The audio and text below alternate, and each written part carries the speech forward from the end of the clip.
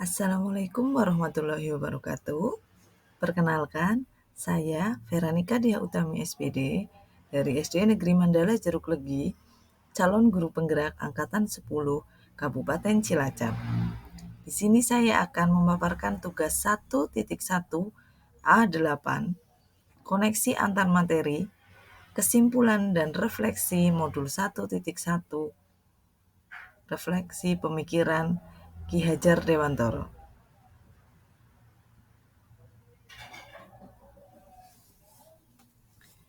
Ada beberapa pertanyaan pemantik, yaitu apa yang saya percaya tentang murid dan pembelajaran di kelas sebelum saya mempelajari modul 1.1. 2. Apa yang berubah dari pemikiran atau perilaku saya setelah mempelajari modul ini? 3.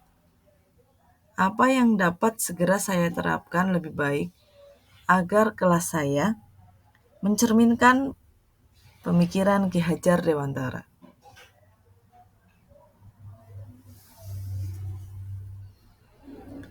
Yang pertama, apa yang saya percaya tentang murid dan pembelajaran di kelas sebelum saya mempelajari modul 1.1?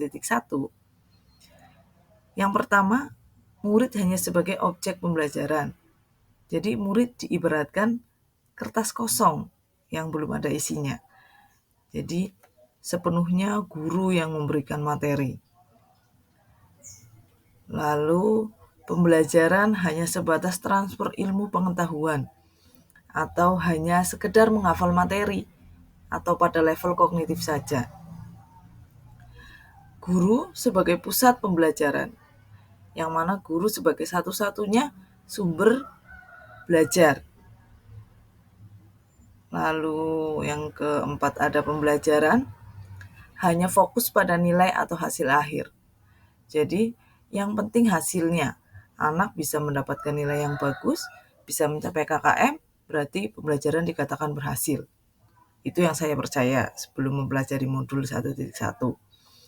Lalu guru juga kurang memahami karakteristik siswa karena guru hanya mengejar hasil akhir, mengejar nilai yang bagus, sehingga memberikan materi pembelajaran dengan cara yang sama kepada seluruh siswa tanpa memperhatikan karakteristik maupun minat dan bakat siswa itu sendiri. Yang terakhir, murid kurang aktif dalam mengikuti pembelajaran karena pembelajaran benar-benar berfokus pada guru.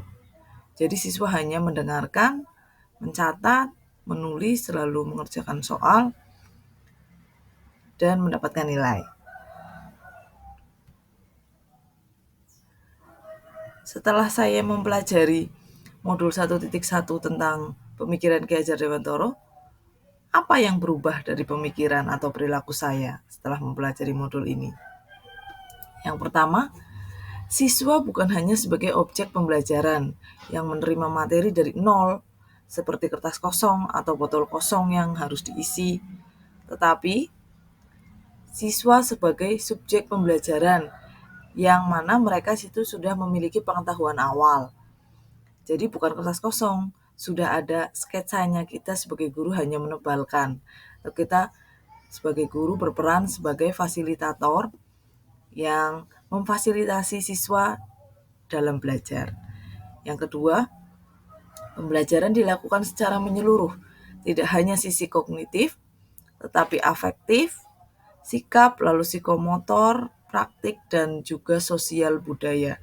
Jadi karakter dan sosial budaya setempat juga itu dilakukan dalam pembelajaran. Yang ketiga, pembelajaran berpusat pada siswa, student center. Jadi bukan lagi guru yang sebagai pusat, melainkan siswa. Siswa bisa berperan aktif dalam pembelajaran. Yang keempat, fokus pembelajaran bukan pada hasil akhir, tetapi pada proses.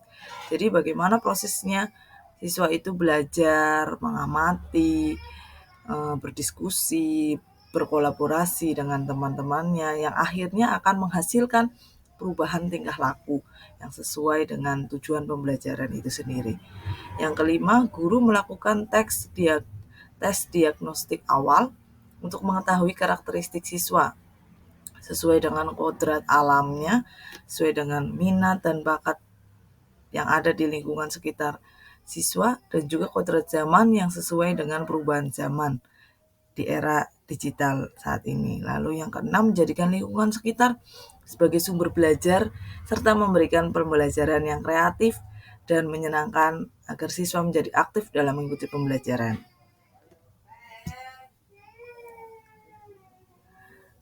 Apa yang dapat segera saya terapkan lebih baik agar kelas saya mencerminkan pemikiran Ki Hajar Dewantara? Yang pertama, saya akan menerapkan sistem AMONG dalam pembelajaran. AMONG itu berarti ngemong, dengan asih, asah, asuh dengan kasih sayang, mendidik dengan menuntun bukan menuntut. Yang kedua, menerapkan konsep merdeka belajar, pembelajaran sesuai dengan kodrat alam, minat bakat dan kodrat zaman, sesuai dengan pembelajaran abad 21, berpikir kritis, kreatif, komunikatif, dan kolaborasi, serta menciptakan pembelajaran yang aktif menyenangkan dengan bermain. Karena bermain adalah kodrat anak, ini yang harus selalu kita ingat sebagai guru, agar membuat pembelajaran dengan bermain. Yang keempat, merancang pembelajaran yang berhamba pada anak. Pembelajaran sepenuhnya fokus pada anak, apa-apa yang dibutuhkan oleh anak, atau student center. Terima kasih.